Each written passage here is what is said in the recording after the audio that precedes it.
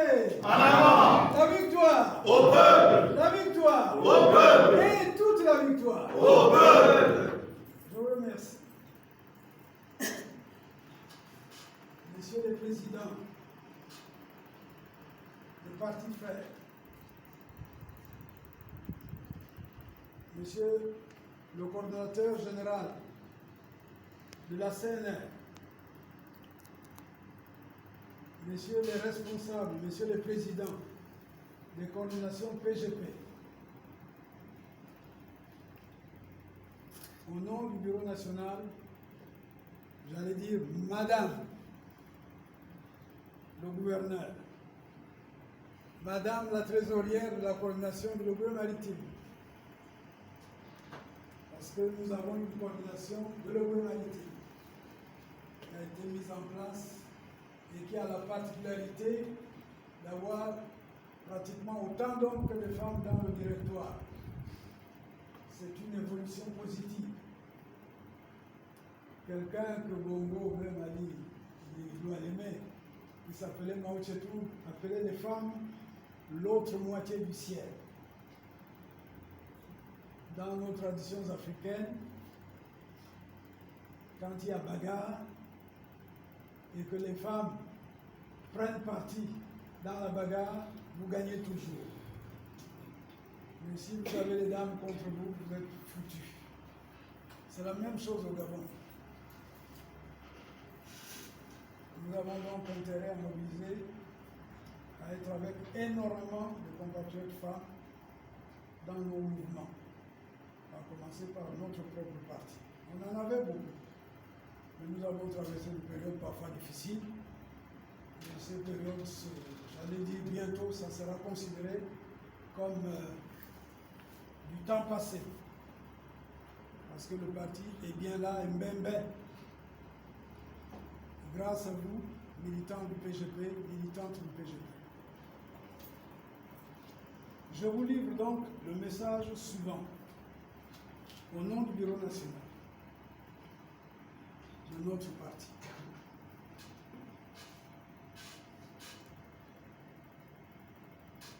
« 23 mai, journée du souvenir. Hommage aux martyrs de la résistance gabonaise.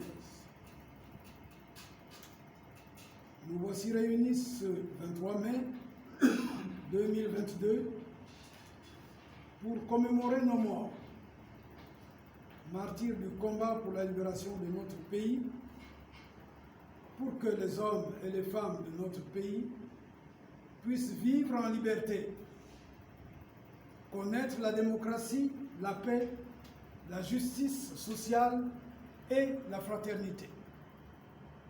Toute valeur bafouée sur le sol de nos ancêtres. Le 23 mai 1990, qui s'est imposé comme date historique, nous rappelle ce jour où fut lâchement assassiné notre premier secrétaire général, Joseph Renjambe Issani. Tout juste un mois après la conférence nationale, où ses talents d'organisateur hors pair, son sens aigu de la stratégie et de la tactique, allié à sa volonté d'unir les diverses composantes de l'opposition, le FUAPO. Ses talents oratoires, innés, servis par une voix de stentor, firent merveille. Personnage brillant et profondément patriote, que ne pouvaient tolérer les ennemis, je dis bien, les ennemis du peuple gabonais. Ces médiocres qui ont ruiné notre pays et l'ont mis à l'encan. Animés par une foi inébranlable en l'avenir d'un Gabon nouveau, libre, démocratique et fraternel, Joseph Renjambe Issani représentait l'espoir que ne pouvaient tolérer les spadassins au service des intérêts de leur maître. les Gabonaises et les Gabonais lui témoigneront leur amour lorsqu'ils apprirent sa mort tragique par d'immenses manifestations dans toutes les villes du Gabon. Et le PGP, son parti, affrontera hardiment les forces répressives du pouvoir qui arrêteront beaucoup de ses militants, dont Nang Bekale, président provincial du parti dans le Goué maritime. Orandaga Teboué, Didier Ping et bien d'autres seront jetés en prison, tandis que certains, ayant pris le maquis, seront recherchés activement par des mercenaires lancés à leur trousse avec comme mot d'ordre criminel, mort ou vif. D'autres à l'extérieur du pays déploieront avec intelligence une activité de contact au plan diplomatique pour expliquer et mettre à jour la réalité politique du Gabon. Rôle éminemment joué par le vice-président du parti, Marc Saturnin Nangema, nous ne l'oublierons jamais et saluons sa mémoire. Nous n'oublierons jamais Alain Dixon, si courageux, militant intrépide et bête noire du régime, pour avoir dénoncé les criminels le même jour par mégaphone. Il faillit être lui aussi assassiné. Nous n'oublierons jamais nos frères et sœurs, compagnons de lutte, membres du FIAPO, l'abbé Noël Ngouangema, le recteur Jean-Pierre Nzoengema, le président du Morena, Oyonaba, et tant d'autres, au coude à coude avec les progressistes et tous les compatriotes épris de paix et de liberté, sous la direction de notre président bien-aimé, Maître Pierre-Louis Awonjo Okawe. Oui, Maître, Monsieur le Président, nous nous inclinons devant ta mémoire. Nous ne t'oublierons jamais. Persécuté comme Joseph Rinjambé par le régime néocolonial d'abord, du temps de tes brillantes études supérieures à l'université de Lille, puis à la Sorbonne, tu te réfugies un moment en Suisse, pourchassé par les sbires du régime. Premier avocat gabonais, tu as affronté l'ire du pouvoir pour ta défense des causes justes, aux côtés, par exemple, aux côtés de l'épouse de Germain Ba, lui aussi assassiné par les mercenaires à la solde du même régime. Activité que tu as déployée à l'extérieur du Gabon, prenant à titre d'exemple la défense de Laurent Gbagbo, lui aussi en but avec le pouvoir ivoirien. Arrêté et embastillé dans la tristement célèbre prison centrale de Gros-Bouquet, tu connaîtras la torture dont tu garderas les séquelles jusqu'à la fin de ta vie. Lutteur infatigable, lutteur indomptable, démocrate passionné, volant au secours des victimes de l'oppression, même hors de nos frontières, Maître, nous ne t'oublierons jamais. Monsieur le Président, par milliers, les Gabonaises et les Gabonais de 9 provinces du Gabon ont rejoint nos rangs. Je dis bien par milliers, ils ont rejoint nos rangs. Renforçant le parti qu'avec Rinjambé, Nangema, Christian Moumoulou et bien d'autres, dont beaucoup sont dans cette salle, vous avez porté sur les fonds baptismaux, rassemblant au sein du parti des générations des militants, Fanginoveni Jean-Robert, Ndonraviro Benoît, Ngembi Théotine, Mabert Laurent, Louis Gérard, Mapaga Jean-Yves, Orandaga Teboué, Manfumbi Henri, Yeno Daniel, Demwenzi Awonjo Vincent, Mayaï Joseph, Bayon Sylvain, Vombimi Ndou Jean-Charles, Safou Mathieu, Mambundu Joséphine, épouse Essongue, Ovoné Sono Fabien, pour ne citer que cela. Votre parti était aussi le parti de la jeunesse à laquelle pensait Zoé Anselme, membre du Bureau national, notre cher Anselme, lorsqu'il citait l'écrivain français Georges Bernanos. Il faut beaucoup de prodigues pour faire un peuple généreux, beaucoup d'indisciplinés pour faire un peuple libre, et beaucoup de jeunes fous pour faire un peuple héroïque. Ou encore, le même Georges Bernanos, c'est la fièvre de la jeunesse qui maintient le reste du monde à la température normale. Quand la jeunesse se refroidit, le reste du monde claque des dents. Fin de citation. Et c'est la première fois que j'ai entendu ça de mon petit frère Zoé Anselme au Bureau national.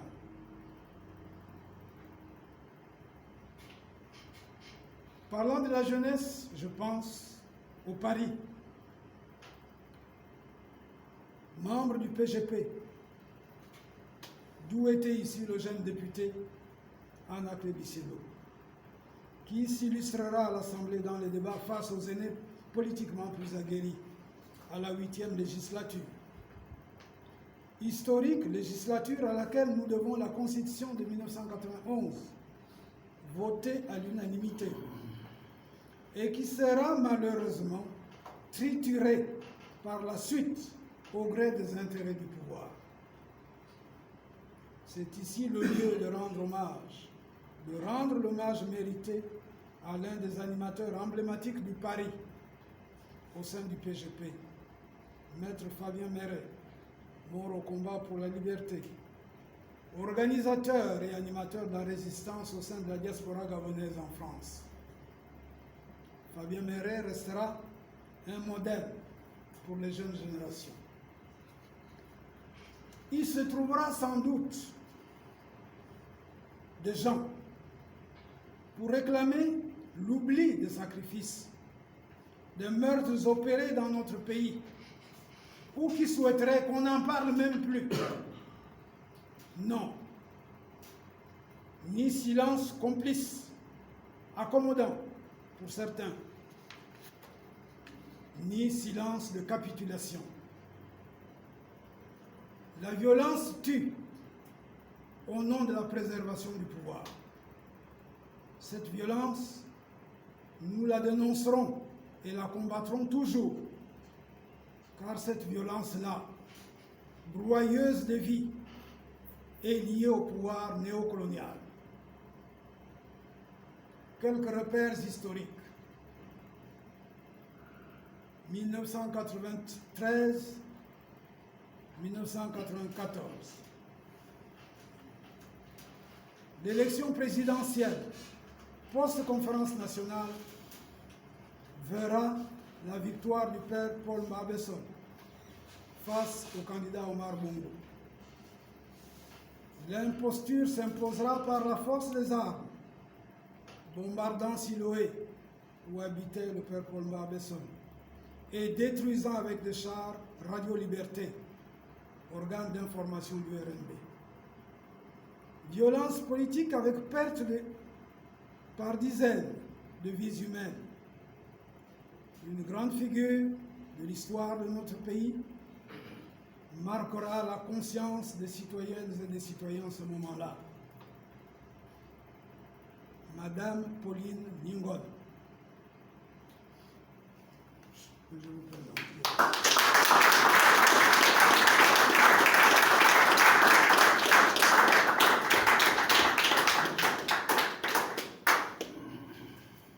Madame Pauline Ningon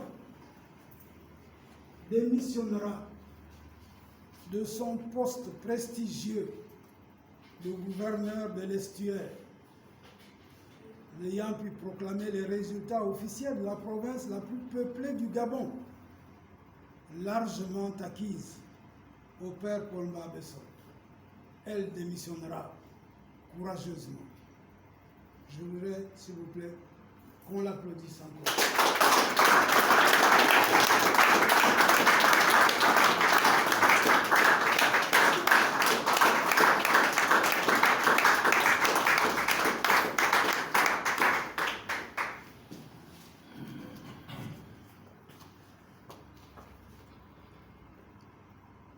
Violence, oui, violence.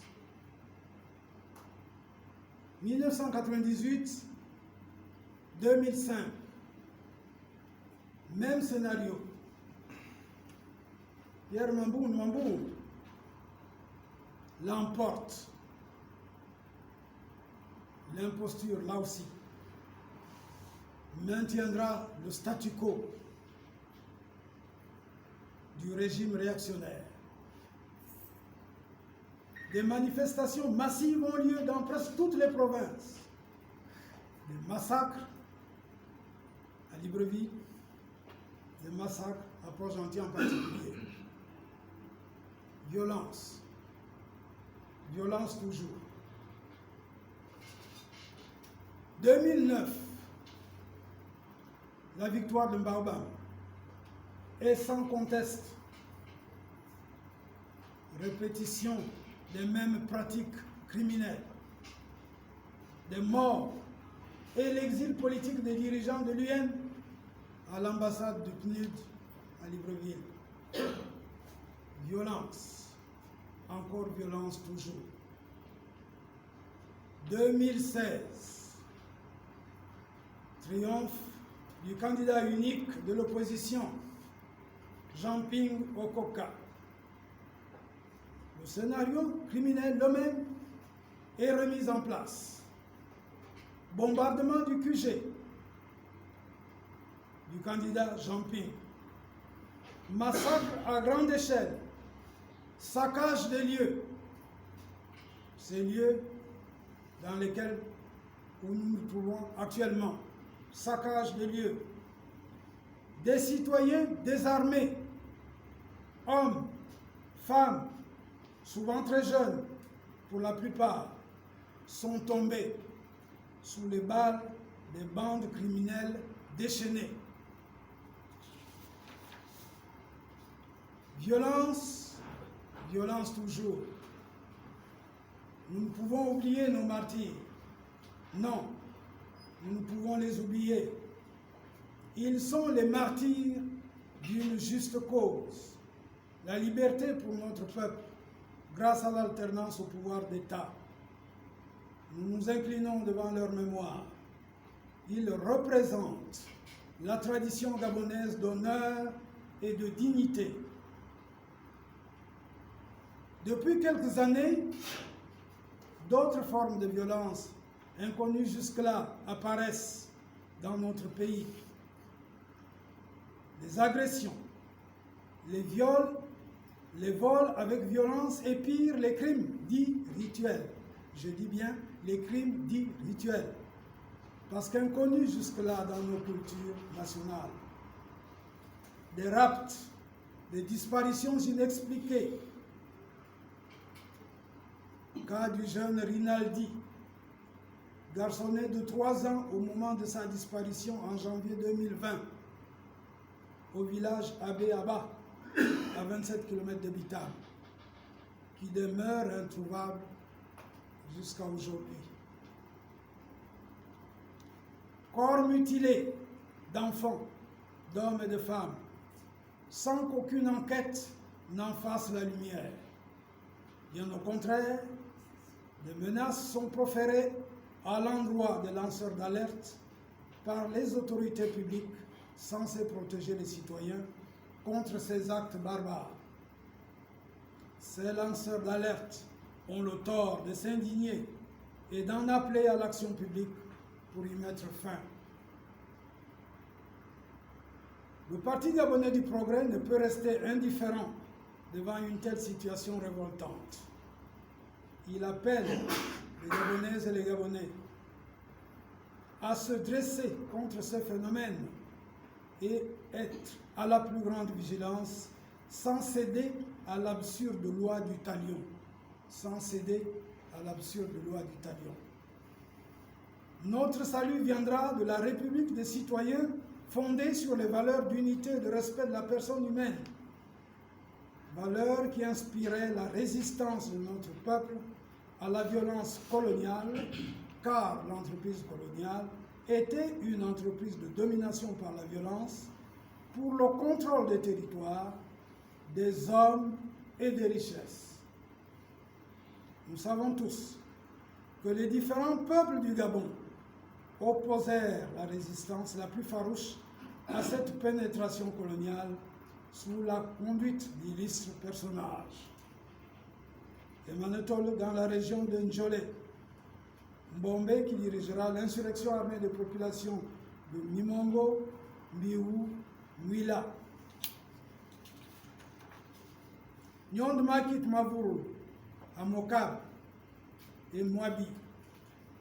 Odenembo, du village Mibeng, résistant du Wellington contre les troupes coloniales lors de la Deuxième Guerre mondiale. Capturé après avoir tué près de 200 Allemands, 200 militaires allemands, il sera décapité. Et selon l'histoire racontée, sa tête sera emportée et remise à Hitler.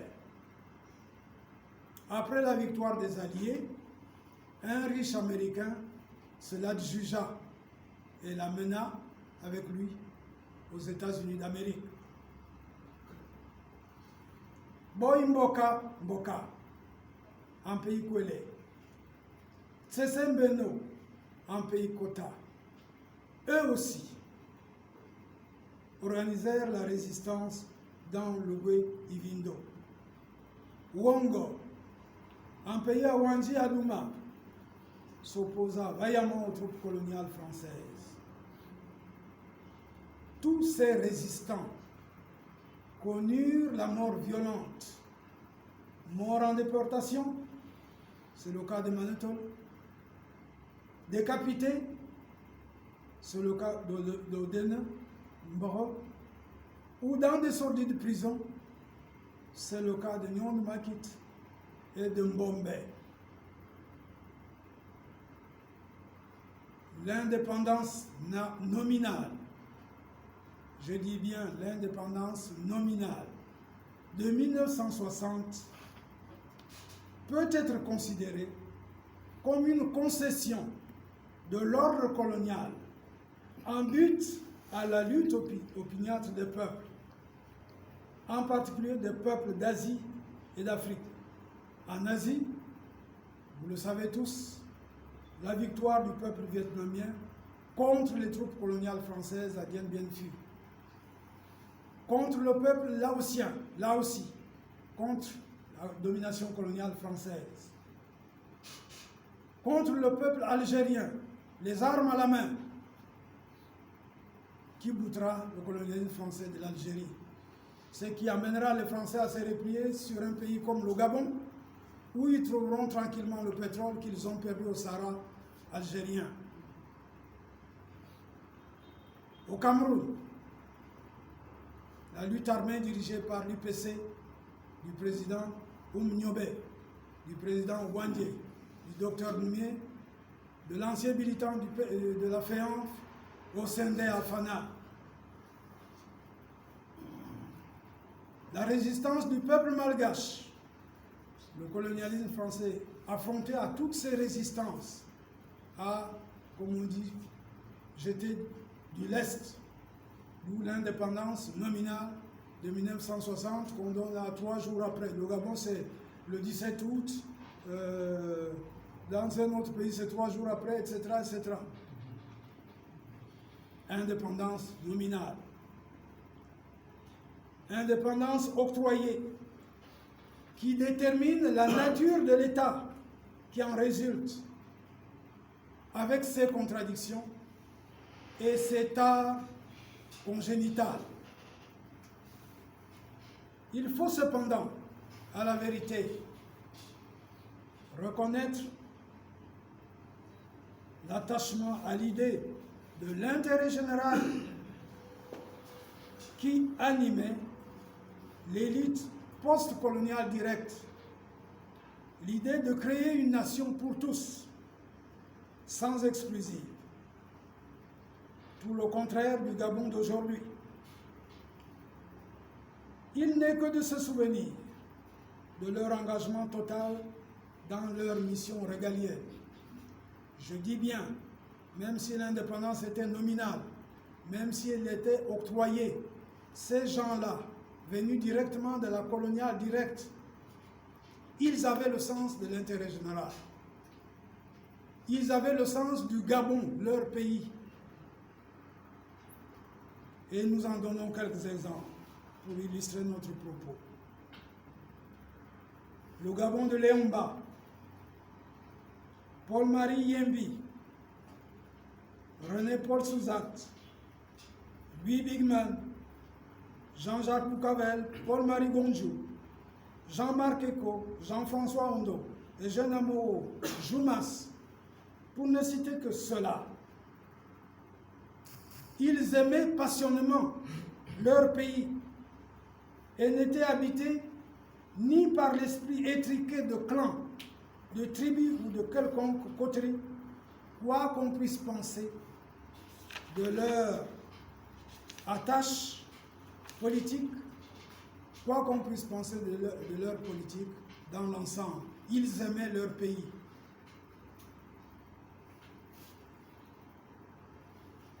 Ils pensaient Gabon, ils agissaient Gabon. La preuve,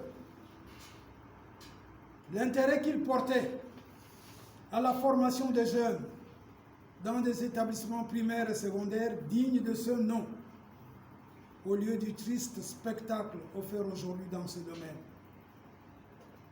La preuve, le réseau routier régulièrement entretenu grâce à l'existence et à l'activité des subdivisions régionales